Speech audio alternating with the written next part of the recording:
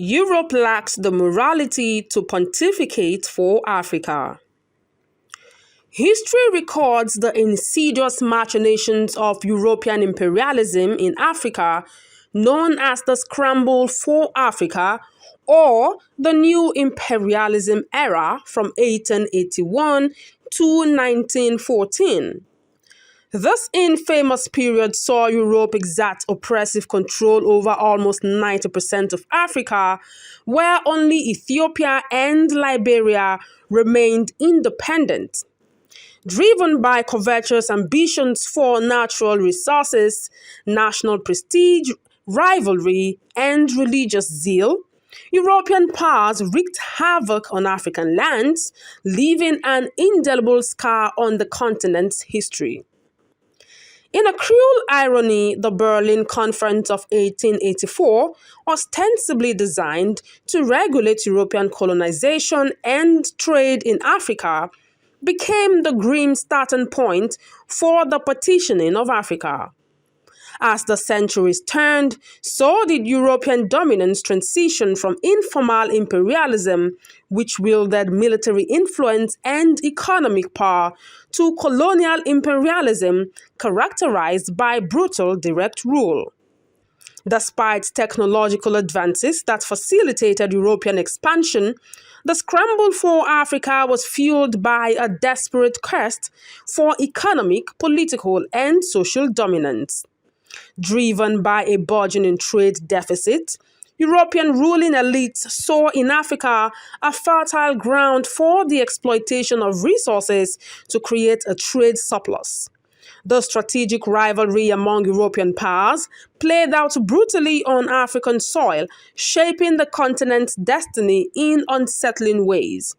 Today, this history remains an ugly blot on Europe's moral standing, starkly contradicting its claim to being a champion of human rights.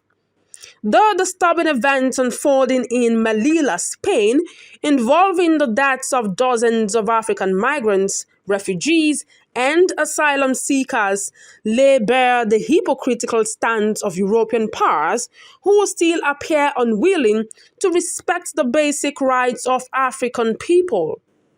In June 2022, an alarming incident involving the deaths of at least 37 Africans, most of Sudanese and South Sudanese descent, exposed the deadly violence meted out to people of African and Middle Eastern descent at the EU borders. Rather than being a safe haven, these borders have become grim symbols of racial exclusion and brutality. Despite interventions from the United Nations, there is scant evidence of accountability for the violence in Melilla, with both Spanish and Moroccan governments seemingly reluctant to conduct thorough investigations and provide reparations to the victims and their families. The lack of meaningful accountability for these incidents is a chilling reminder of the past when European powers escaped unscathed for their brutalities in Africa. It is a damning testament to the fact that Europe, despite professing commitment to human rights, is yet to come to terms with the historical injustices it inflicted upon Africa.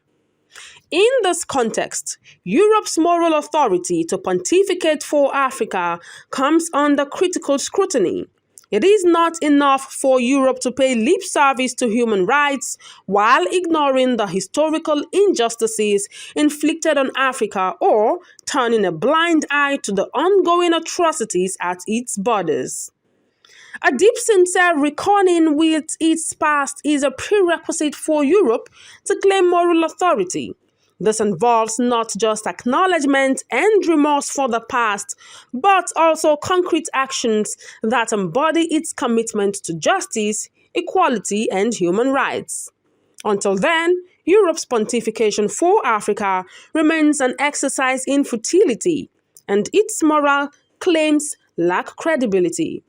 True morality isn't derived from power or dominance, it's rooted in accountability, justice, and a genuine respect for the dignity and rights of all people. It is time for Europe to reflect on those truths and take meaningful actions to make amends for its historical injustices. The actions and attitudes of the present and future must redeem the wrongs of the past.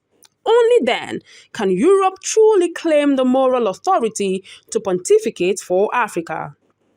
When we view the contemporary relations between Europe and Africa, we find a historical hangover of the past imperialism and colonial exploitation. In this era of proclaimed equality and human rights, Europe, burdened by its past, lacks the moral authority to pontificate to Africa. The reverberations of the economic exploitation during the colonial era are still evident today in the underdeveloped economies of many African countries. Yet, Europe continues to employ policies that prioritize its interests over Africa's, often dictating the terms of trade agreements that reinforce old patterns of economic dependency and exploitation. Europe's past exploitation and ongoing economic practices make it morally untenable for it to lecture Africa on economic development and governance. Politically, the imperial past still haunts the relations between Europe and Africa.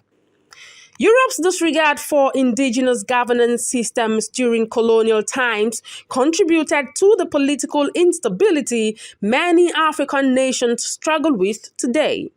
It is therefore ironic when European nations critique the political systems in Africa, systems their past actions helped shape. Can Europe, with its colonial past, marred by destabilizing interventions, honestly chastise Africa about political instability or governance? Culturally, the suppression of African identities and the imposition of European norms during the colonial period left deep scars. Europe cannot ignore this past when promoting its values as universal standards. The cultural homogenization attempted in the colonial period is seen as an oppressive move, not a benevolent one. Hence, Europe, carrying this baggage, finds itself in an awkward position to pontificate on cultural or human rights issues. Modern happenings such as the incident in Melilla, Spain, only serve to highlight Europe's questionable position. The violent encounters leading to the tragic deaths of migrants of African descent echo the disregard for African lives that characterized the colonial period. Yet, months later, there is still no concrete accountability. Such incidents starkly contrast with the human rights ideals Europe claims, further undermining its moral authority. In conclusion, the impact of European imperialism on Africa has been profound, and its remnants are still evident in the continent's economic, political, and cultural landscape. The historical context of this exploitation brings into question Europe's moral position to guide or critique Africa today, an argument bolstered by some unsettling facts and figures. Economically, Africa continues to grapple with the challenges posed by the exploitative models introduced during the colonial period. As of 2022, Africa's share in world trade was a mere 2.7%, indicative of the unequal global trade structures that perpetuate Africa's economic vulnerabilities. Moreover, as highlighted by the United Nations Conference on Trade and Development, Africa remains a net exporter of capital to the world, with illicit capital flight estimated at about $50 billion annually. Politically, many African countries have struggled with instability and conflict, much of which can be traced back to the arbitrary boundaries and governance systems imposed by the colonizers. For instance, the African Union reported in 2022 that about 14 of its 55 member states were dealing with armed conflict, indicating the persistent challenges of post-colonial state building and peace building. Culturally, the legacy of forced assimilation and cultural erasure remains vivid.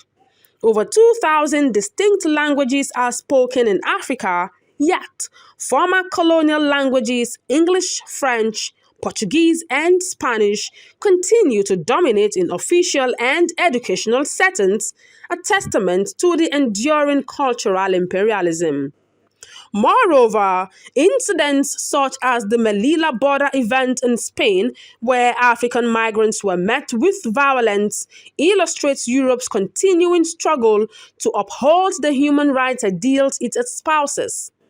This incident, amongst others, underscores the moral ambiguities in Europe's relations with Africa, posing a challenge to its claim to moral leadership. All these factors necessitate a thorough reckoning with history and a reassessment of the dynamics in the Europe-Africa relationship. To foster a relationship of equals, it is crucial for Europe to acknowledge its imperial past, its impact, and rectify its present dealings with Africa. By doing so, a path towards mutual respect, understanding, and equitable development could be charted, eventually rebuilding the moral authority Europe seeks.